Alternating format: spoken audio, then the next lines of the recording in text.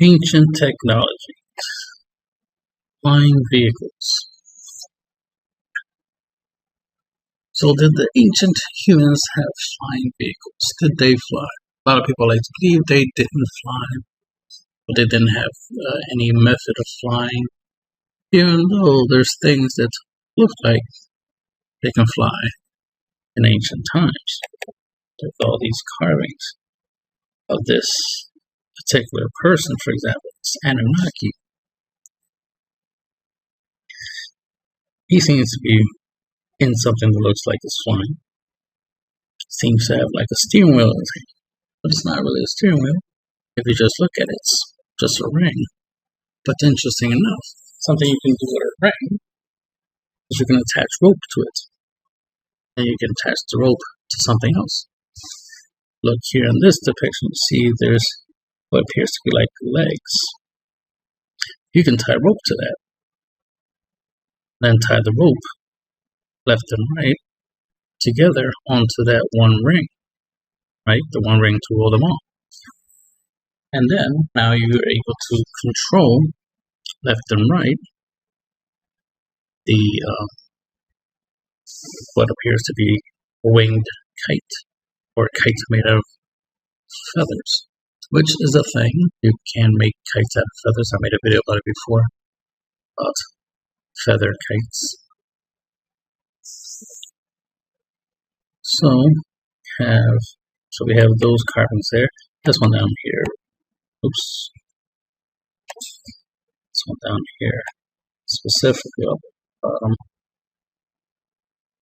If you look really closely behind him, you can see what looks like a wheel, or spokes of a wheel, or fan blades, which is what I'm trying to allude to. Fan blades. So you can see it in these other images. You see, and you see them flying around in Egypt. I wanted to make sure I get specific images of people using what's called a paramotor. That's what they like to call it in modern day times. A paramotor. Essentially, it's a parachute with a motor or a fan. Now, these could be gas powered, but they're more likely electric. But either way, it doesn't matter. All you need is some method of causing the fan blades to spin, right, to rotate. There's different ways you can do it. You can do it with a water system, like a water wheel engine, right? A vibrational engine. Basically, something that can vibrate, something that can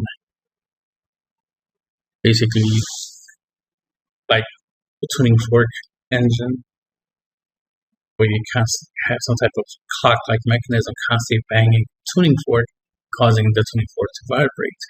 The vibration of the tuning fork, transfer that to motion, right? Motion of what? Pistons, or gears, flywheels. Bang, you have an engine. So you can literally use the tuning fork as the power source for a gear motor. All you have to do is attach some blades to it, and you have a fan, right? A tuning fork fan. And if you have a fan, you have propulsion, right?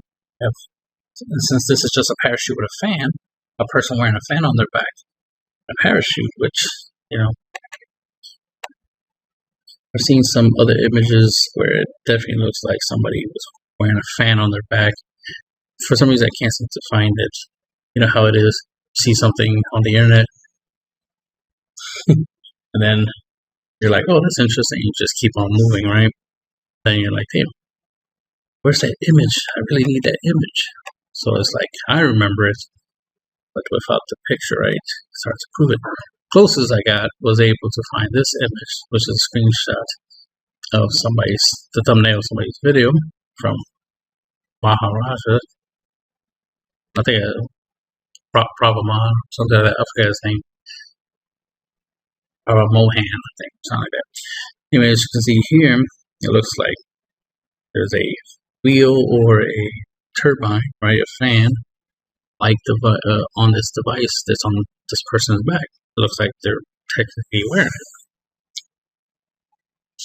And right here, of course, it says a Vimana, so it's a flying device. This person could literally be wearing it and could literally be flying with it. This could be like a turbine engine. I wish I had that image of the person who has like two big drone-like propellers on their shoulder and they're flying with it. Because this is like similar to that. But here you got what looks like a helicopter, a tank, and an airplane. Right? I don't know why they say fish here. It does kind of look like a certain type of fish. Sorry. Then you can see blimps here. So this is another idea. It's like, obviously, all they need to do is create something that they can fill with hydrogen. These are hydrogen blimps. And there's this whole thing about chemistry in Egypt, which I agree with, the idea of like the Egyptian pyramids, especially the Great Pyramid, Giza, being used to create hydrogen gas. And then they use the hydrogen gas to do what? Power their hydrogen gas powered motors for their fans, right? For their flying vehicle, which is, I guess I call it a monophone, or the paramotors, or the ancient sun discs, right? So they use the gas to cause movement. It's basic, simple mechanics. It's essentially child's play when you think about it, because all a motor is, whether it's an electric motor or a car motor, it's not that different from a pedal system from a bike, but you're using explosiveness of gas to pedal. That's all a car engine is a fancy pedal system, right? Same goes for like an electric motor. But you're blatantly just spinning the axle straight up instead of using a pedal system to turn a axle. Just straight up just spinning the axle. That's what an electric motor is.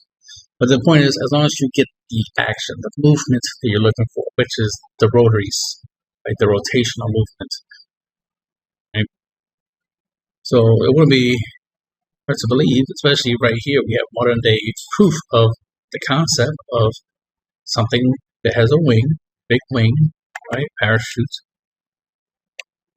Now this could just as easily be made out of feathers, right? Or any type of material, specifically like cloth or something, right? I think this is like a nylon, a mesh. And then again, like I said, a fan. Oh, you do need it to be a windy day. No one says that there's not wind in ancient times. And the fact that here, specifically, that they're here doing the whole glider or para-motor glider, whatever you want to call this, basically human kite system. They're here doing it in Egypt, so clearly there's wind in Egypt, right? So there's wind in the desert. And of course, that's how you get desert storms, right? But that's besides the point. The point is as long as there's wind, right, you can fly. This here is proof that you can fly. So this idea that ancient humans couldn't fly is false. They're like, oh, they didn't fly. They didn't have 747s. They didn't have jet propulsion technology. And it's like, well, you're assuming they did, because when you actually do some research on how that our modern day technology works, you realize, oh, it's pretty simple. Like, this is not rocket science. Even when you're talking about jet propulsion, which is actual rocket science, you get the idea that it's like, once you understand it, it's like, well, it's simple. It's not too complicated that it's like only we in modern day times can do it. It's like, no, they can do this. They had this idea that they use stuff like hang gliders, and the sun disk was essentially just a glider, and that they probably used to jump off the pyramid with these little gliders, hold on to them, or they tied to themselves with rope, and they would glide off of the pyramids and travel that way. Like, imagine, that's if you're doing a step pyramid thing, right? Walking up the step pyramid just to get high enough, and then like, all right, jump off and just pyramid and travel around Egypt by pyramiding. I mean, by gliding. I mean, that's what I would do, especially if it works, right? If you have a glider and it works, right? Then I'll go up the pyramids because it's one of the tallest structures in Egypt, right? And then just jump off of it and glide wherever I'm trying to get to, which would be much easier than walking. Or of course, they had other means of transportation, they had chariots and stuff like that. They had camels, but this is an interesting thing. Me personally, I would love the idea of just flying. So the fact that this is even a thing, you probably could pay to fly around, um, in Egypt doing this thing, something I definitely would like to do. Like that'd be badass. It's like, cause I believe they definitely did stuff like this at that time. Humans in general, not just Egyptians, but there's a possibility they did stuff like this. And the thing is, the materials for this wouldn't have to be advanced. It wouldn't have to be metal specific. I've seen hardwood airplane propellers and stuff like that. So it's like fan blades. They had metal, so they had copper alloy and stuff like that. So it could have been made of copper or any other type of metal. Maybe they figured out iron and so forth. And I always believed that Egyptians specifically had connections to the world. They traveled, people traveled to them. They traded, did business, shared knowledge. So at some point, somebody created these flying things, right? These sundas. And it was a popular thing. It was something that people used. It was an amazing thing, right? And, to them, it's normal. For us, it's like, we see it as something different. Like, oh, this is symbolic. It didn't have the ability to fly. It's like, that's wrong. Because you can actually make these things and actually fly. So, if we can do it, so can they. There's all these other types of depictions, like, flying, like when you see the sun disk, and you see how these guys here holding this up. You see how, like, there's handles, like, there's like an opening at the top. This specifically, they make sure that you saw there's an opening. So, to me, that means air can go right through it. So if you had a fan blade, this could be like a ramjet type thing, right? Where air comes in here and gets forced out the back really fast. Like this could represent like a tube, for example. This could be a tube, like a tube, which would be aerodynamic, fuselage, right? Fuselage tube. And then got the wings, so since you got a fuselage. And the idea is the air goes through the middle and over the top, and it makes it aerodynamic, as well as the wings, right? They got the arm, got these handles so you can hold on to them and fly. If we look a little bit closer, see if I can zoom in.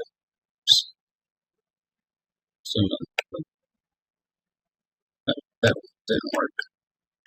Zoom in a little closer. Looks like 4 little gears there, or fans. Something in there. Just say they look kind of like flowers, some star system or something. It just seems interesting. Just something to think about.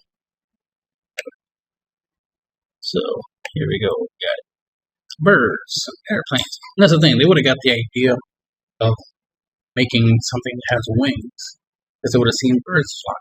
So think the idea of like, oh, they would have known that about airplanes, about the idea of flying. Is like, why wouldn't they? Birds existed in ancient times, so why wouldn't they?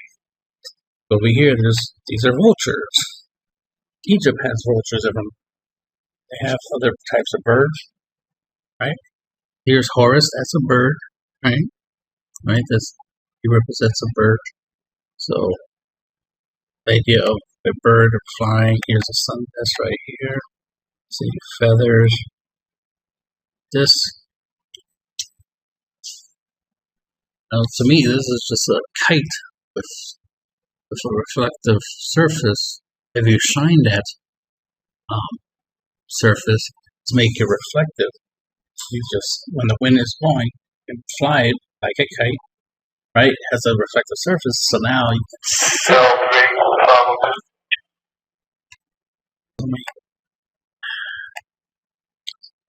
so, like I said, it's a kite, reflective material, and now you can see, it will be able to reflect whatever it sees. It is going to see what the surface, right? It's going to see you and see the ground. All you would need is a way to look at the reflection on this essentially flying mirror, and there you go. Now you have essentially a drone, which is the way I like to refer to it, as an ancient drone. You could, if you have access to a body of water, like a pool or something, right? And you fly this kite, this sun disk, with the reflective surface. Whatever it reflects off of there, will hit the pool, right, the body of water, and then it'll show a reflection on the body of water. Now you can just look at the body of water, right, pool, and then now you can see from the sky. Now you can see what it sees. Now you have a top-down view. People used to ask like, well, how did they know, how to, did they have satellites? How did they know things looked a certain type of way? How could they have a top view unless they had UFOs or airplanes or satellites? How did they know?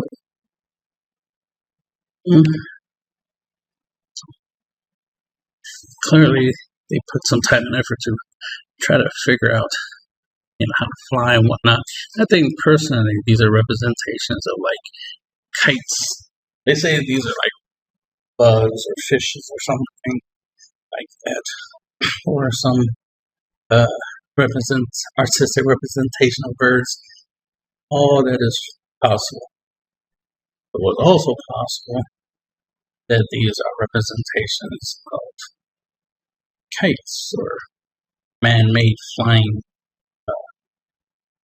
devices, just like sun disk can be man-made.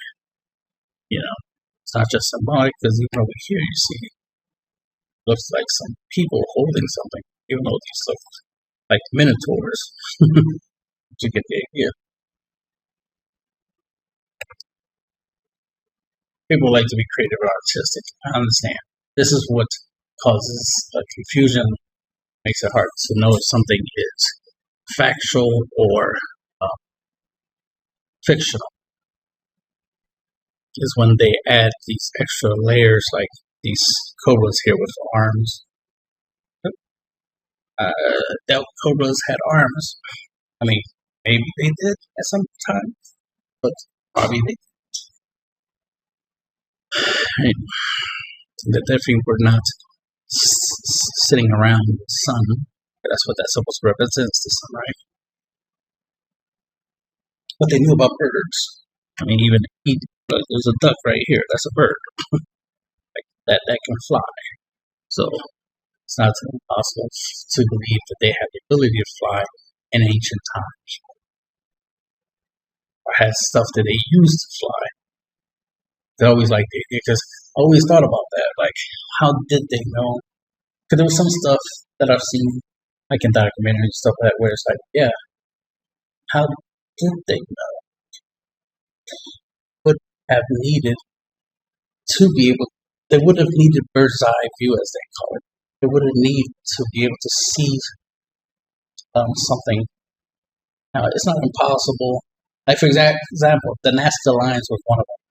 Was like, how did they know how to draw all these big shapes, these animal shapes of rocks, and line them up to create these big picture glyphs, that they call them, picture glyphs, in these areas, and they're huge, they're like big, they're like football stadium size, essentially drawings, right? Shapes. It's like, how did they know how to make that and make it, symmetrical and make it in the first place. Because when you're on the ground level,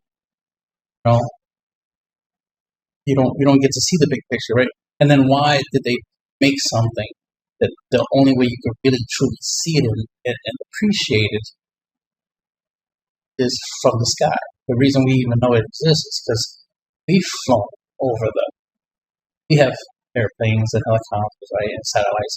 So we drones now, so we can see it. So how did they see it? Well, for me, it would be kites and reflective surface, or a mirror. So a mirror with wings, aka sun disk, would be a way of doing it. And of course, you would need something like a telescope or something like that, so you can zoom in, essentially, right? Zoom in into the mirror, or have somebody holding a big reflective mirror, right? Another sun disk, and trying to line it up, and then have somebody else. So you'll need 4 people: one person to fly the kite, the sun disk kite, somebody else with the sun disk holding it, trying to catch the reflection from the kite, and then another person to look at the reflection on the ground sun disk in order to see, reflection. And then from there, it's like, okay, give certain instructions. I feel that that's part of like what they did when they created the Great Pyramid, was use like the sun disk kite concept, so they can have like a bird's eye view, be able to make sure that everything is lining up, things in the order that they need it to be. And they probably use the kites for other purposes. They use it to send messages, maybe to some Morse code type communications, or they attach letters like papayas, whatever, tablets or something. Maybe reusable clay tablets where they could write on it, have it carried, and then they can erase it and write on it, so it's reusable.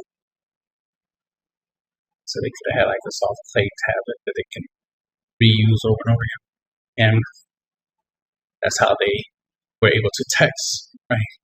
That's how the foreman, the person who's in charge of running the operations of building the pyramid, probably communicated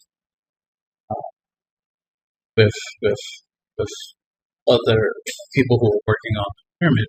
So while somebody's at the bottom managing the ground workers, you have people who are on top of the pyramid handling, the stacking of the rocks in the blocks on top of the pyramid, and they had to have some way of communicating. So I just figured that I feel that that's probably one way they did it. Among other ways, they probably had communications. That's another video on how they use vibrations and radio frequencies, but mainly vibrations to speak to one another. They probably had a way to megaphone directions to each other. That's for another video.